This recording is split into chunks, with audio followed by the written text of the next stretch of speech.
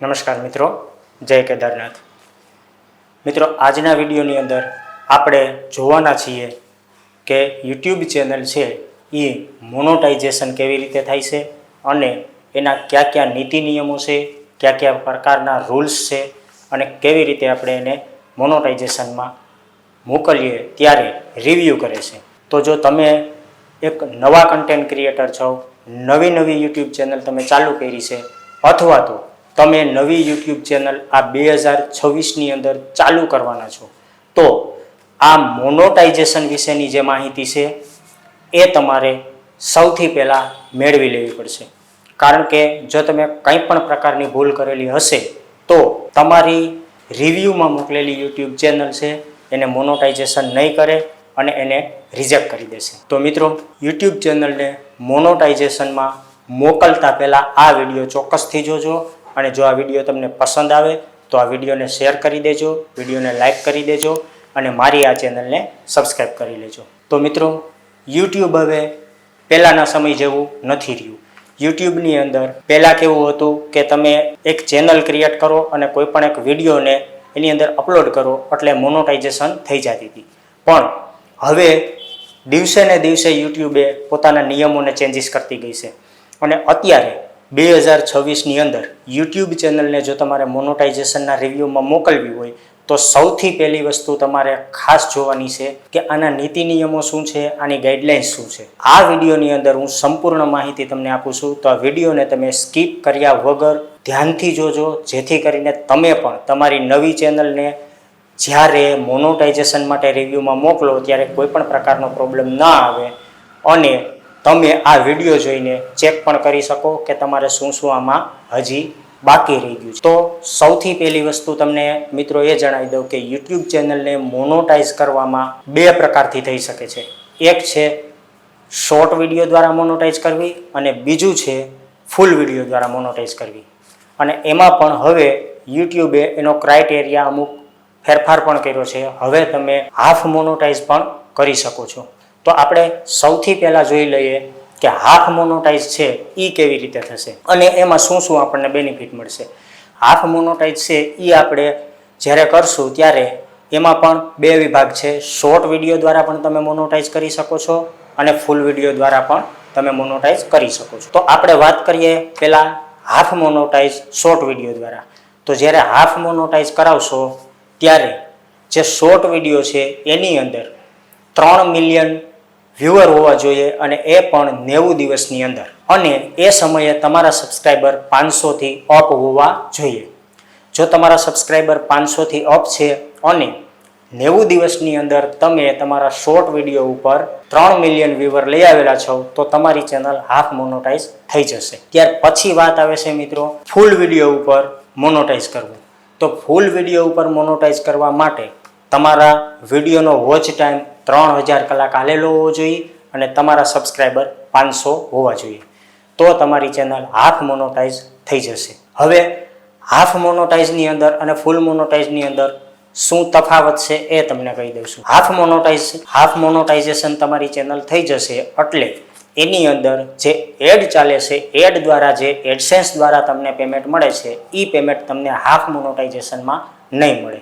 Half મોનોટાઇઝેશનની અંદર માત્ર ને માત્ર મેમ્બરશિપ અને શોપિંગ જેવા જે ઓપ્શનો યુટ્યુબની અંદર આપેલા છે કે જે તમે તમારા વિડીયો ઉપર કોઈ પણ પ્રોડક્ટ મૂકી શકો છો, આ જે ફ્યુચરો છે એ હાફ મોનોટાઇઝેશનની અંદર ઓન થઈ જશે અને તમે એની અંદર તમારી કોઈ પણ પ્રોડક્ટને ટેગ કરી શકો છો, મૂકી શકો છો। પરંતુ જે એડ ચાલે છે એડસેન્સ દ્વારા, એ વિડીયો ઉપર જે એડ આવે છે એ એડના પૈસા તમને હાફ મોનોટાઇઝેશનની અંદર નહીં મળે। હવે આપણે વાત કરીએ છીએ ફૂલ મોનોટાઇઝેશનની। તો સૌથી પહેલાં ફૂલ મોનોટાઇઝેશન માટે તમારે 1000 સબસ્ક્રાઈબર અને સાથે સાથે 4000 કલાકનો વોચ ટાઈમ હોવો જરૂરી છે, તો જ તમારી ચેનલ મોનોટાઇઝ થશે। હવે મિત્રો, સૌથી મહત્વપૂર્ણ વાત એ છે કે તમે 4000 કલાકનો વોચ ટાઈમ પણ પૂર્ણ કરી લીધો છે અને તમારા 1000 સબસ્ક્રાઈબર પર પૂર્ણ થઈ ગયા છે। તે પછી પણ ઘણી બધી એવી પોલિસી છે કે જો એ પોલિસીમાં ક્યાંય પણ તમે ભૂલ કરી હશે તો તમારી ચેનલ મોનોટાઇઝેશનમાં મોકલશો ત્યાંથી એ રિજેક્ટ થઈ જશે. હવે એ જ મહત્વપૂર્ણ વસ્તુ મારે તમને આ વિડીયોની અંદર કહેવી છે કે તમારી ચેનલ જ્યારે 4000 કલાકનો વોચ ટાઈમ પૂર્ણ કરી લે અને 1000 સબસ્ક્રાઈબર પૂર્ણ કરી લે ત્યારે તમારે એને મોનોટાઇઝેશન માટે રિવ્યૂમાં મોકલવાની હોય છે. પણ મોકલતા પહેલાં ખાસ આ વિડીયોની અંદર હું જે તમને કહું છું એ જોઈ લેજો, નહીતર તમારી ચેનલ મોનોટાઇઝેશનમાં જશે ત્યાં રિજેક્ટ કરી દેવામાં આવશે.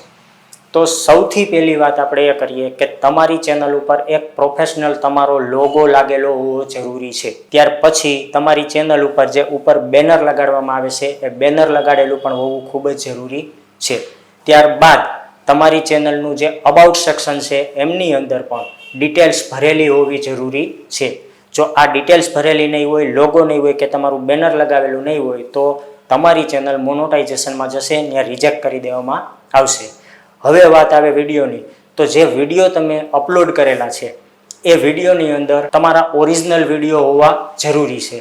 જો એની અંદર કોઈ પણ રીયુઝ વિડીયો હશે, રીયુઝ કોન્ટેન્ટ નાખેલો હશે, એટલે કે કોઈ યુટ્યુબ ઉપરથી કે ફેસબુક ઉપરથી કે ઇન્સ્ટાગ્રામ ઉપરથી ડાઉનલોડ કરી અને તમે તમારી ચેનલની અંદર મૂકેલો હશે તો પણ તમારી ચેનલ રિજેક્ટ કરી દેવામાં આવશે. ત્યાર પછી આવે છે કે જ્યારે તમે યુટ્યુબ ચેનલને રિવ્યૂમાં મોકલો છો ત્યારે તમારી ચેનલ ઉપર કોઈ પણ જાતનો કોમ્યુનિટી ગાઈડલાઇનનો સ્ટ્રાઇક ના હોવો જોઈએ, કોઈ પણ વિડીયોનો કોપીરાઇટનો સ્ટ્રાઇક ન હોવો જોઈએ કે કોઈ પણ પ્રકારના રીયુઝ કોન્ટેન્ટ ના હોવો જોઈએ કે કોઈ પણ પ્રકારની કોપીરાઇટ ક્લાઇમ ના હોવો જોઈએ. જો તમારી ચેનલ ઉપર કોઈ પણ પ્રકારનો કોપીરાઇટ ક્લાઇમ છે કે કોપીરાઇટ સ્ટ્રાઇક છે કે કોમ્યુનિટી ગાઈડલાઇનને વોલેટ કરતો કોઈ વિડીયો મૂકેલો છે તો તમારી ચેનલ મોનોટાઇઝેશનમાં જશે ત્યારે એને રિજેક્ટ કરી દેવામાં આવશે. રિજેક્ટ થઈ ગયા પછી તમે એને સુધારો કરશો, સુધારો કરીને એ તમને ફરીથી નવો ટાઈમ આપશે ફરીથી રિવ્યૂમાં મોકલવા માટેનો.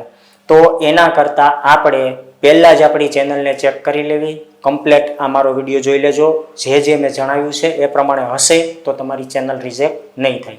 નહીતર રિજેક્શન આવ્યા પછી પાછો 14 દિવસ કે 30 દિવસ કે 45 દિવસનો સમય આપે, એ સમય પછી જ તમે પાછી રિવ્યૂમાં મોકલી શકો છો. તો મિત્રો, જો તમારે ખરેખર ચેનલ પરફેક્ટ રીતે હકાવવી છે તો એક તો તમારા ઓરિજિનલ કન્ટેન્ટ બનાવો અને ઓરિજિનલ કન્ટેન્ટ અપલોડ કરો. ત્યાર પછી તમારી ચેનલનો સારો એવો લોગો બનાવી લ્યો, એક બેનર બનાવી લ્યો, અબાઉટ સેક્શન પરફેક્ટ રીતે ભરી લ્યો અને 1000 સબસ્ક્રાઈબર ને 4000 કલાકનો વોચ ટાઈમ એ પણ રિયલ હોવો જોઈએ. જો તમારા વિડીયો ઉપર સૌથી વધારે વ્યૂ અને સૌથી વધારે વોચ ટાઈમ જે વિડીયો ઉપર આવેલો છે એ વિડીયોને પણ જ્યારે રિવ્યૂમાં મોકલશો ત્યારે ચેક કરવામાં આવશે.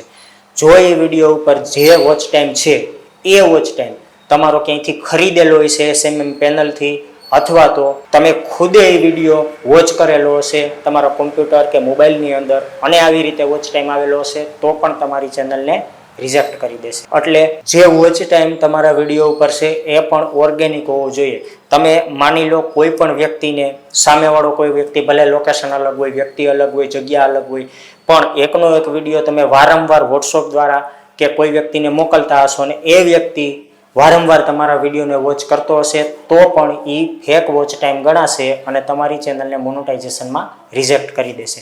એટલે આવું કાર્ય પણ ન કરતા, રિયલ અને ઓરિજિનલ તમારો વોચ ટાઈમ હશે, તમારા ઓરિજિનલ કન્ટેન્ટ હશે, કોઈ પણ પ્રકારની ભૂલ નહીં હોય, કોમ્યુનિટી ગાઈડલાઇન નહીં હોય તો જ તમારી ચેનલ રિવ્યૂમાં મોકલજો. નહીતર પહેલાં એ બધી જ વસ્તુ કમ્પ્લીટ કરી અને પછી જ રિવ્યૂમાં મોકલજો, નહીતર તમારી ચેનલને મોનોટાઇઝેશનની અંદર રિજેક્ટ કરી દેવામાં આવશે. તો મિત્રો, મોનોટાઇઝેશન કરવા માટે રિવ્યૂમાં મોકલો છો તો પહેલાં મારા વિડીયોને પૂર્ણ રીતે જોઈ અને તમારી ચેનલમાં બધું જ ચેક કરી ત્યાર પછી જ રિવ્યૂમાં મોકલજો, જેથી કરીને તમારી ચેનલ ઉપર કોઈ પણ પ્રકારનો પ્રોબ્લેમ ના આવે અને તમારે રિજેક્શનનો સામનો ના કરવો પડે. ચાલો હવે આપણે કોઈ બીજા વિડીયોની અંદર, કોઈ એજ્યુકેશનથી ભરપૂર વિડીયોની અંદર મળીશું. ત્યાં સુધી બધાને જય હિન્દ, જય ભારત, સાવધાન રહ્યો, સુરક્ષિત રહ્યો.